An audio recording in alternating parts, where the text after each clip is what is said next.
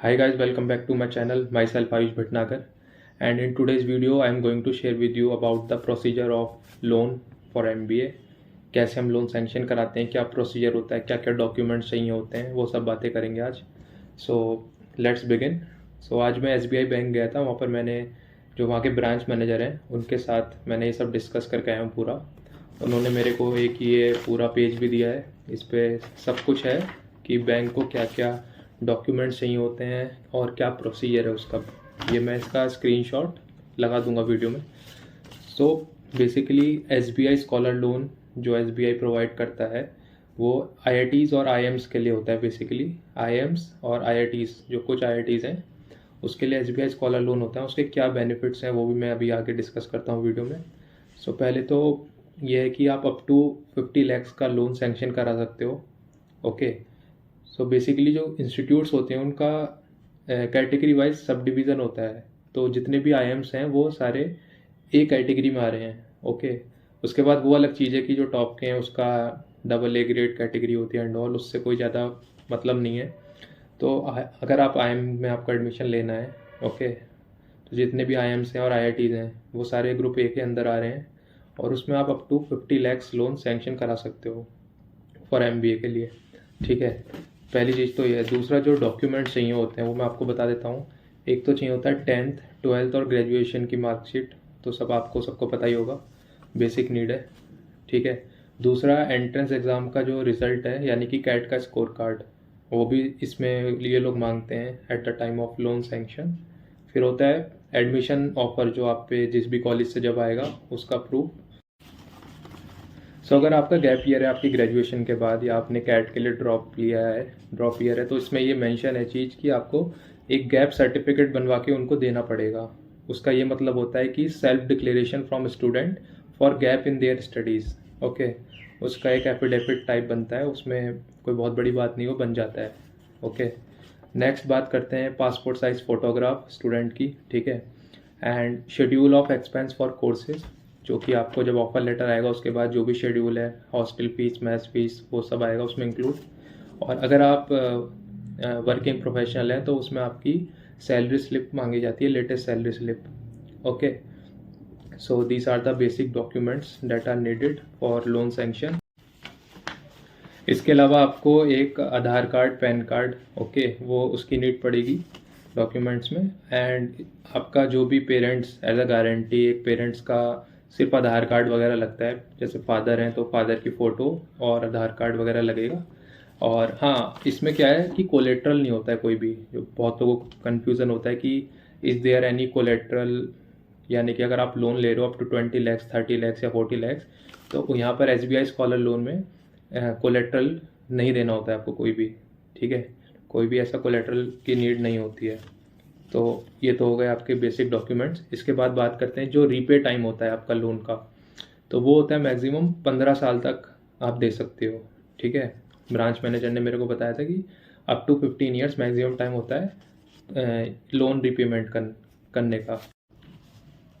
सो loan repayment में एक चीज़ और है कि अगर आपका जैसे 2 years का कोर्स MBA का ख़त्म होता है तो 1 year का मोरेटोरियम पीरियड मिलता है. ठीक है. एंड इन केस अगर आपका प्लेसमेंट लग गया है तो 6 महीने और मिलते हैं आपको. उसके बाद you can pay your loan, you can start paying your loan. जो भी एक पर्टिकुलर अमाउंट जो बनता है वो आप अपने फिर सैलरी से कटवा सकते हैं उसके. Okay. So one more benefit जो SBI स्कॉलर लोन में आपको मिलता है वो ये है कि आपको अगर मंथली एक्सपेंस अपना चाहिए तो SBI स्कॉलर लोन में आपको वो भी मिलता है अप टू 10,000 पर मंथ. 10,000 आपको पर्सनल एक्सपेंस के लिए दिया जाता है, वो इसमें ऐड अप होता जाएगा आपके लोन में. एंड इन केस आपको अपना like if you want to purchase some laptop और tablet that will assist you in your studies, तो वो भी प्रोवाइड हो जाता है. तो ये फैसिलिटी भी है. ओके. ओके. सो दो चीज़ें और. एक तो आपका जो बैंक अकाउंट स्टेटमेंट है, जो भी आपके पेरेंट्स, गार्जियन या गारंटी साथ में उनका साइन और वो सब होता है लोन प्रोसीजर में, आधार कार्ड वगैरह, तो उनका बैंक अकाउंट स्टेटमेंट भी होना चाहिए लास्ट 6 month का. एंड दूसरा, अगर आप लोन सैंक्शन करा रहे हो तो आपका SBI में भी एक बैंक अकाउंट होना चाहिए. अगर नहीं है तो आप बनवा लो, क्योंकि SBI सबसे कम इंटरेस्ट रेट देता है एजुकेशन लोन पे अभी at present. Okay. So that's all about it. And इसके बाद बात करते हैं कि इंटरेस्ट रेट कितना चार्ज करता है SBI। सो बेसिकली जो नॉर्मल इंटरेस्ट रेट जनरली रहता है SBI का वो रहता है 8.15 8.2। वो डिफ्लेक्ट करता है। वो एक्चुअली डिफ्लेक्ट क्यों करता है, वो डिपेंड करता है MCLR रेट पे। MCLR होता है marginal cost of funds based landing rate.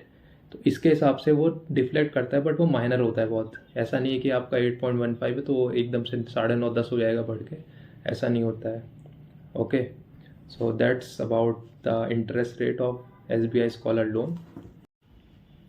Also अगर आप किसी ऐसे MBA कॉलेज में जा रहे हैं, जैसे मोस्ट ऑफ द IIMs में या और भी जो प्राइवेट इंस्टीट्यूट है उसमें स्टूडेंट एक्सचेंज प्रोग्राम होता है, इमर्सन प्रोग्राम्स होते हैं, तो उसके लिए जो भी एक्स्ट्रा फंडिंग और वहाँ रहना खाना जो भी रहता है ना, वो भी इसमें इंक्लूड होता है। तो अगर आप लोन सेंक्शन करा रहे हो, तो फॉर एग्जांपल आप किसी IIM में जा रहे हो तो और वहाँ पर स्टूडेंट एक्सचेंज प्रोग्राम है और आगे आपको फ्यूचर में जाना है, तो वो भी आपको बैंक प्रोवाइड करता है।